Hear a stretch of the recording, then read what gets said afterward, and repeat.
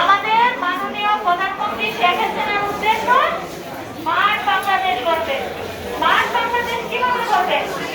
তোমরা যদি স্মার্ট ভাবে স্বাস্থ্যবান না হও, স্মার্টলি আচার আচরণ কথাবার্তা স্মার্ট না হও, সৎ মানুষ না হও, আদর্শ মানুষ না হও, তাহলে যে স্মার্ট বাংলাদেশ হবে। এখানে কি লিখছেন? আচ্ছা, তাহলে আমাদেরকে যে স্মার্ট হতে হবে, খাওয়া দাওয়া, স্বাস্থ্য, কথাবার্তা, আচরণের সব দিক থেকে আমাদের স্মার্ট হতে হবে। তবেই আমরা স্মার্ট বাংলাদেশ করব।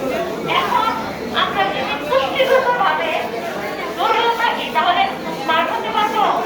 আমার শারীরিক মানসিকভাবে যদি আমার শরীর দুর্বল থাকে তাহলে কি আমি স্মার্ট হতে পারবো? কখনো নয়। আমি স্মার্ট ভাবে লেখাপড়া করে একটা স্মার্ট নাগরিক হবো দেশের জন্য।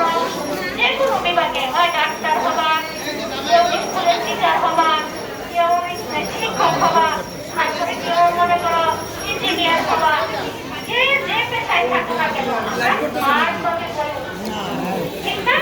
খাওয়ার সময় খাওয়া ঠিক মতো খাবো, পড়ার সময় ঠিক মতো পড়াবো। তো আমি আজকে এখানে তোমাদের বক্তব্য তোমাদের সাথে শেষ করতে চাচ্ছি। মধ্যে তারা